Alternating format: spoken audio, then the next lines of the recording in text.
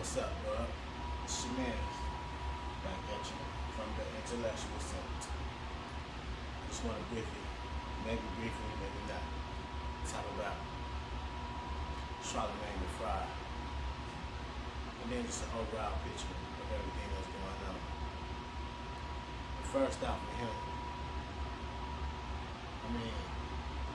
I got off the Breakfast Club a while ago, just because, even before Kwame was talking about him, but just because I didn't really like the message that they were promoting myself.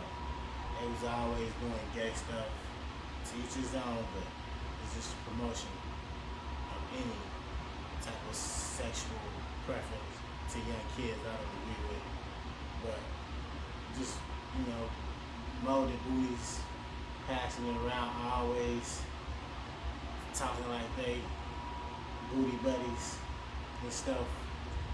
This was just uncomfortable for me to watch. And then Angela Yee, she basically a stew head. If you don't know what that is, technically that's just a dummy. She's a stew head. She don't promote nothing good herself. So with that, I just been off of her.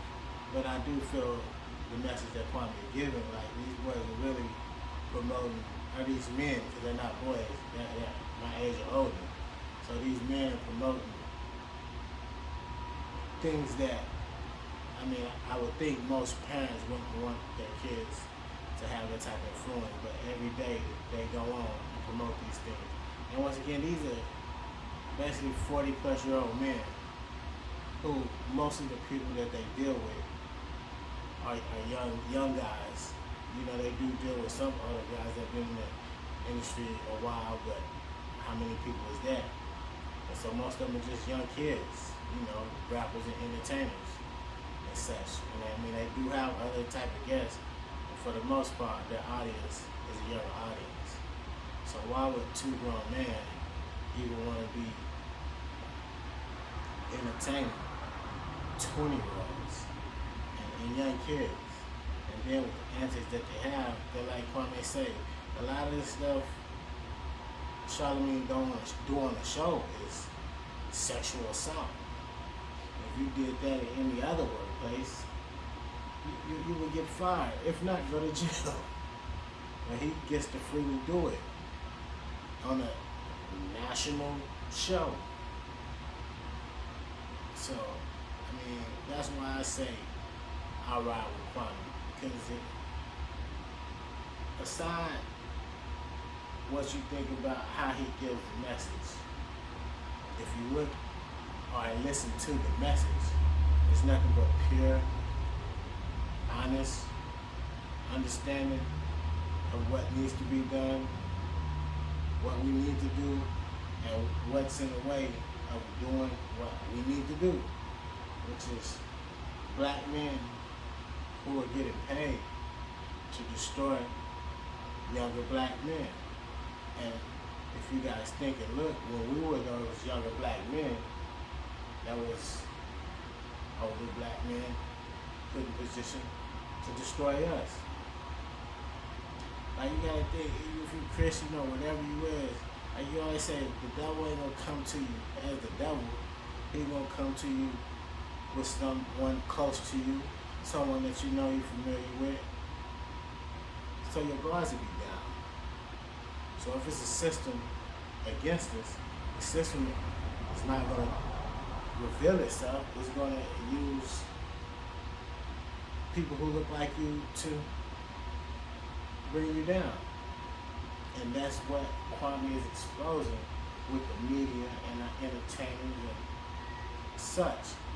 The people in position, even our so-called leaders and activists, all these people are basically paid to keep us docile, to keep us down, and not understanding what we need to do to really reach our full potential. So, and then, especially with Charlamagne, because if you really look over the years, like I say, when I did watch him, he really was a weirdo. But, like I said, I don't know the guy. He has widow tendencies. But then when he's exposed from his own life to be a widow, which I had, like I said, I already figured like, hey, these some weirdos. So I've been off of them, but to know that I was right, like yeah, I know I be on the right train of mind. Like, he's a weirdo, dude. Stuff he sniffing seats and that's weirdo. Talking nasty to girls on air. Like you see some women be uncomfortable, even some guys be uncomfortable with these dudes. So I do believe they all need to be out there. We definitely need to quit tuning in because they aren't promoting anything that's healthy to our community. That's so with that, like I said, Charlemagne the Fraud, he should be out of there. But I want to speak on one more thing, and that's what the guy for Gravity Takeout spoke about. Shout out to his channel. But just like you said, it's just too many of us. We're just going back and forth. This person arguing with this person. That's one of the number one tricks in the game to keep us down. Is to keep us divided, separated, arguing and fighting with each other. I don't understand why anybody who is truly not part of the get along, go along, get along game is not riding behind Kwame. Or any of these other guys who have to do things behind closed doors, like the Devil Georges and anybody else who's really making change in their communities. Why not ride with these guys? You guys got all this money and y'all still just want to be a part of the go along, get along game. You scared. Scared to be different. Scared to really help your people. Scared you're going to lose all your wealth. Scared you're not going to be around in these inner circles with people who don't want you around and you really don't want to be around anyway. Like, you niggas is some Jesse and Al type of dudes, man. I ain't no Malcolm and no Martins. Y'all just paid minions. But we do have to unify. I hate to see Kwame having to go at it with all these different guys. But I understand, like, all the guys he going at don't have good intentions for us, truly. And none of these guys are speaking on what he's saying. They're not denying that he's speaking truth because they can't deny truth. He's speaking truth to power. So because they can't deny his words, they want to do what their master tell them to do and try to kill his character. And everyone he seemed to go at him, he defeats. So that's why I'm riding with Kwame, 100%. But we do have to unify. We have to stop fighting. We don't have to ask for change. We can just make change. And that's by changing ourselves. Start with us. As a collective, the Black Man Collective, African American, whatever you want to call us, melanated being, whatever. As a collective, let's change our mindset and be like, we're going to stand together and not fight one another. We're going to demand the respect that we deserve. We're going to do what we're supposed to do to get what we deserve.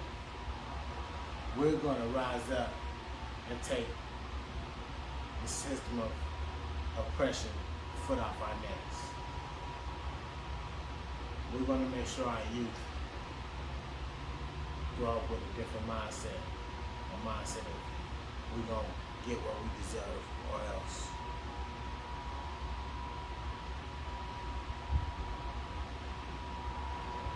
We always been warriors. We still warriors. We just fighting the wrong war. We're war with ourselves. Well, we're not the true power. So I wish that all these guys could work together if they truly talking about or truly believe in what they talking about. But all of them coming at Kwame shows that y'all just out here hustling and busting, selling hope and dreams while you fattening your pockets. When you say you want to sacrifice for the people, you're sacrificing the people for yourself. Respect to Kwame for what he's doing. Salute.